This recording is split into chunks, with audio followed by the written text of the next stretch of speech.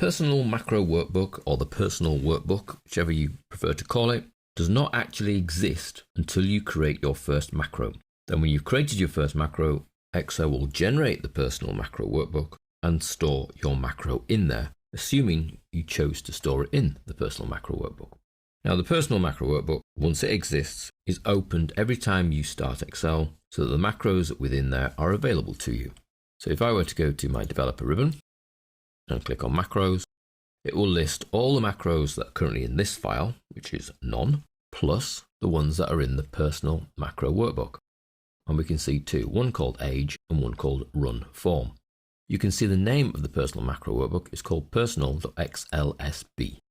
Now, if I create a new macro, I'll just create a quick and easy one, start, type guy, and we're going to store this in the personal macro workbook. So not in the current file, but in the personal macro workbook.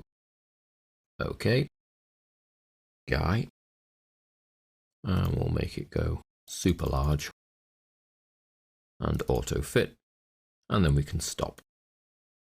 Now, if I go to my macro list, I can see we now have personal.xlsb type guy, and that exists, and I can run that at any stage. So if I cancel, start a new sheet, macros, type guy, and it runs and types guy in A1. Now, I actually don't need to save this file because the macro is stored in the personal macro workbook. So if I close this file, save the changes, don't bother saving them. However, if I exit Excel, I will be asked if I want to save the changes to the personal macro workbook. If you click yes, the macros will be available next time you start Microsoft Excel because I've saved them in the file.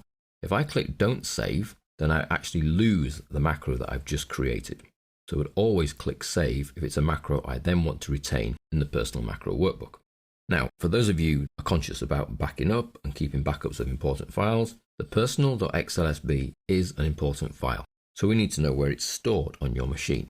Well, that will differ based on the version of Windows and based on your installation type. But I can give you a guide. It's actually in a folder called XLS Start. The XLS Start folder will always be contained in a folder called Excel, which will always be contained in a folder called Microsoft.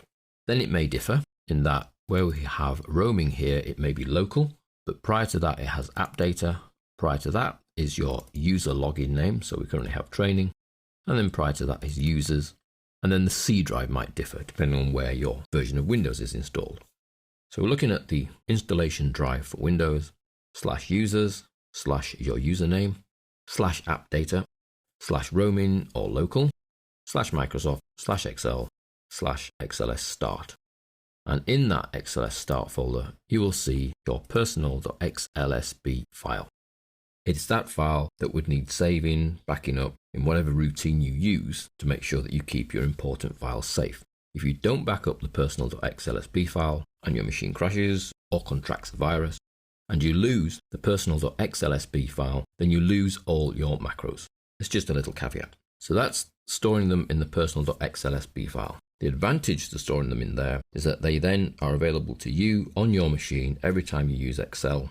If you ever email anybody any Excel files, they don't get your macros. They just get the contents of the file. The macros stay on your machine for you to run. So the files that you save don't need to be macro enabled. They can be normal XLSX files because all the code is stored on your machine in your personal.xlsb. So hopefully that helps to explain the personnel file. It doesn't get created until you create your first macro and choose to store it in the personal macro workbook. And then any macros you store in there are available every time you start Excel because that file is started every time you start Excel, but it's hidden. So you start Excel and you get presented with book 1, but behind the scenes is hidden away the personal macro workbook, open and ready for you to use the macros from within it.